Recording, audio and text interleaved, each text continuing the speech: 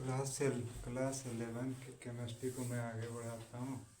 कल आपने Republic day बहुत अच्छी तरीक़ा से मनाया होगा, उमंग और उत्साह के साथ, तो उसके लिए भी मैं आपको बधाई देता हूँ।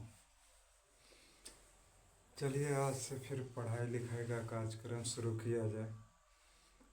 तो आज आपको जो केमिस्ट्री का दूसरा यूनिट है, स्ट्रक्चर ऑफ एटम्स, इस स्ट्रक्चर्स ऑफ एटम में जो सबसे इम्पोर्टेंट मॉडल ऑफ एटम है मेरे विचार से, और आपको सबसे संतुष्टि भी देने वाला जो मॉडल है, वो नील्स बोर का मॉडल है। नील्स बोर ने, चाहे वो थॉमसन का हो चाहे वह रदरफोर्ड के, सभी मॉडलों की जो कमी थी उसको यह पूरा करने का प्रयास किया है। तो आगे इसकी भी कुछ कमी है। ऐसा कहा जाता है कि कोई मनुष्य कभी पूर्ण नहीं होता, पूर्ण केवल भगवान होते हैं। तो इसकी भी कुछ कमी है जो मैं अगले वीडियो में बताऊंगा। तो इस वीडियो में आपको मैं बता रहा हूँ इसने बताया क्या मॉडल ऑफ एटम के बारे में। देखिए, the stationary states for electron are numbered n equal to 1 2 3। These integrals number are called principal quantum number।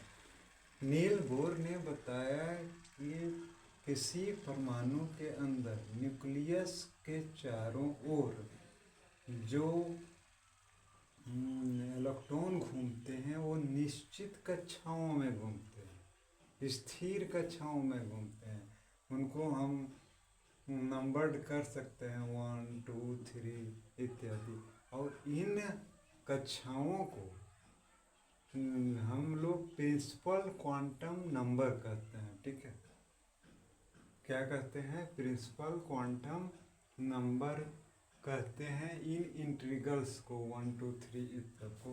और यही जो है वह स्टेशनरी ऑर्बिट है जिसमें इलेक्ट्रॉन घूमता रहता है। दूसरा है कि the radii of the stationary states are expressed as Rn is n square A0, where A0 is equal to 50.9 pm picometer, that is called Bohr's orbit, and n is equal to number of orbit। इसको ऐसे समझिए कि जो stationery orbit है यहाँ जो दिखाया गया है, तो इसका रेडिया मतलब रेडियस का प्लूरल है, तो इसका क्या रेडियस होगा?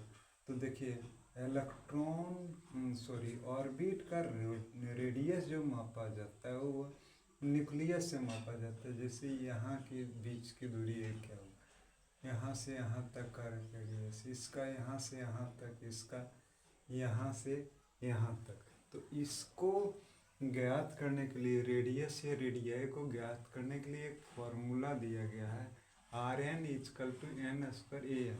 Rn हो गया radius of quantum number, n square हो गया नंबर ऑफ ऑर्बिट, और A0 जो है, A0 है 52.9 पिकोमीटर। और इस पिकोमीटर को हम लोग बोर ऑर्बिट कहते हैं। ठीक है, इसमें अगर n मान लीजिए 1 है तो यहाँ 1 का स्क्वायर बैठाएंगे, गुने 52.9 से गुना कर देंगे तो पहले ऑर्बिट का रेडियस पता चल जाएगा। n 2 बैठाएंगे तो दूसरे ऑर्बिट का रेडियस पता चल जाएगा। और तीसरा जो मेरे हिसाब से इम्पोर्टेंट हो जाता है कि the energy of the stationary states, जितना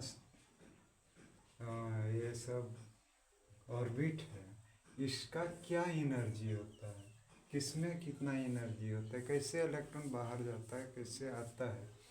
तो इसको ज्ञात करने का जो ये फार्मूला है, En equal to -RH 1/n square.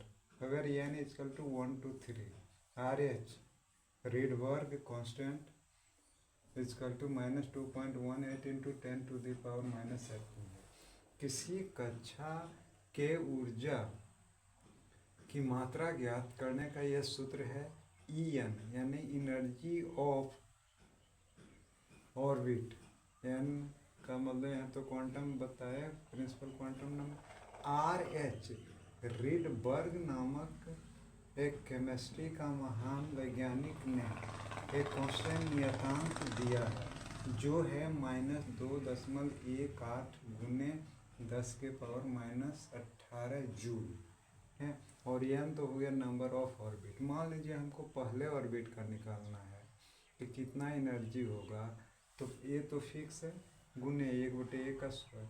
अगर दूसरे का निकालना है तो यहाँ केवल RH तो फिक्स है, 1/2 स्क्वायर। इस तरह हम एनर्जी लेवल को पता कर सकते हैं किसमें कितनी एनर्जी है। और चौथा है Bohr's theory can also be applied to the ions containing 1 electron. ये सस्पिशन दूर करता है कि आयंस, आप जानते हैं चार्ज्ड एटम को आयंस कहते हैं। अगर सिंगल इलेक्ट्रॉन वाले आइटम हैं तो सिंगल इलेक्ट्रॉन वाले यदि आयन हैं तो वहाँ भी बोर का यह थ्योरी को हम अनुप्रयोग में ला सकते हैं। इसलिए मैंने एग्जांपल दिया है कि हीलियम आयन है, लिथियम आयन है, ये सब में सिंगल इलेक्ट्रॉन 1 इलेक्ट्रॉन होते हैं और इनका भी अप्लाई करके बोर मॉडल हम पता कर सकते हैं।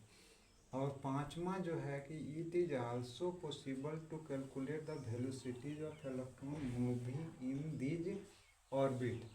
ये जो ऑर्बिट में इलेक्ट्रॉन घूमते हैं तो इनकी जो वेलोसिटी होती है इसको भी बोर मॉडल्स से पता किया जा सकता है कि वह किस वेलोसिटी से घूमते हैं। ठीक है, एक बार आप इसको पढ़ लीजिए, एक बार गौर से समझ लीजिए, आपको बिल्कुल आसान हो जाएगा। और कहा भी जाता है कि घोषते विद्या, जितने बार आप रिवीजन करेंगे उतना ज़्यादा कन्फर्म होंगे। आपका रिस्पॉन्स अभी तक अच्छा रहा है, प्लीज़ लाइक और सब्सक्राइब।